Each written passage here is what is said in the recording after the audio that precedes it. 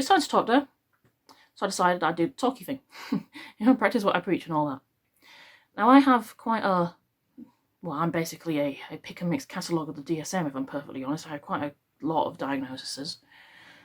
In short, I'm recovered from bulimia. I'm semi-recovered from self-harm.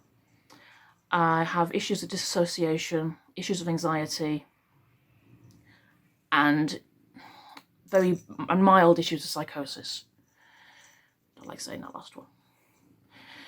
So, today I'm going to talk to you about anxiety, because I've been thinking about it, and people have a very stereotypical view of what anxiety means. People seem to think it basically means someone who hides in a corner, removes themselves from all of society, and every now and again breathes into a paper bag. It's not quite how it is. So, in my case, anxiety, I think too much. Any situation that happens, I will catastrophize it in my head. The worst possible thing it could possibly be is what my brain will decide it definitely is. And I can't logic myself out of it quite often. If there's no one else here to help and give some sort of evidence, not much I can do about it.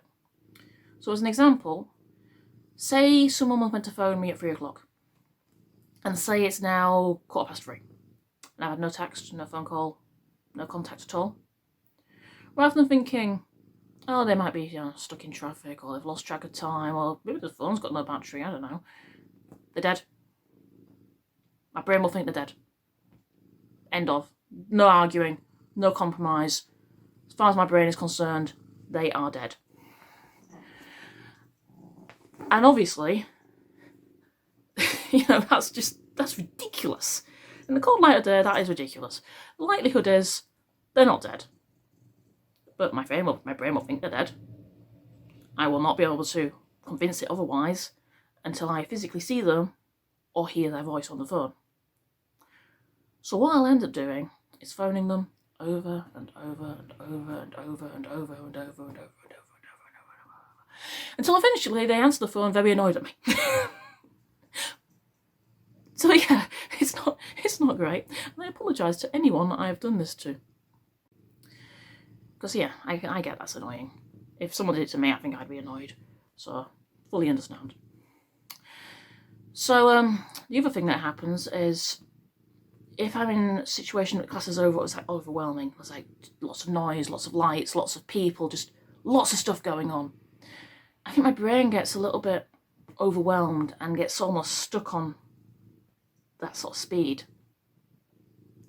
And this sometimes leads to panic attacks.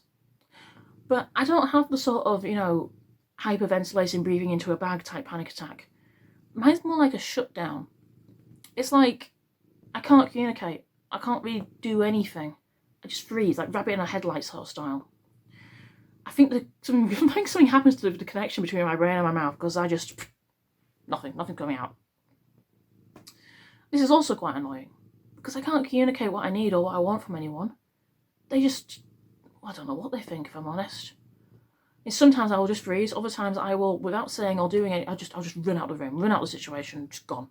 And I bet that looks really strange and probably rude to people. I'm not doing it on purpose.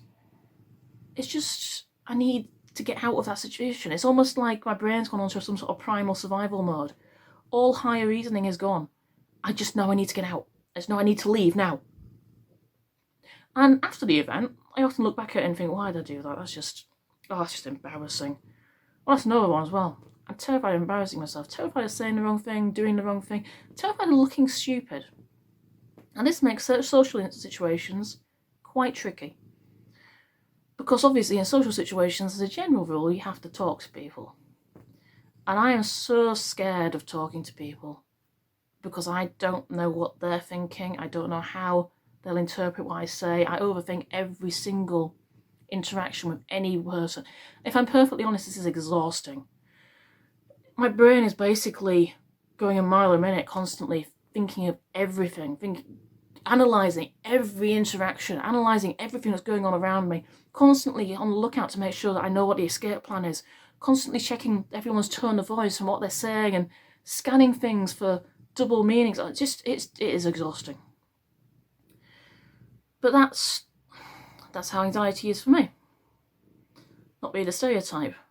I mean, I post on Instagram pretty much every day. I talk on YouTube quite regularly. I've done talks in front of hundreds of people. I've done talks over Zoom in front of about 50 people. It's not really the stereotypical anxiety, is it? But I do have anxiety. So I think my point is that with most as with most mental health issues, anxiety hits different people differently. But it's not a nice experience, and sometimes you've got to be patient with people. I may appear like I'm being rude, but I'm not. I'm just struggling to survive and to cope with what's going on in the situation. So sometimes you've got to be patient with people. You've got to be understanding. You've got to realise that there might be something going on in their head that you're not aware of. That's all I wanted to say, basically.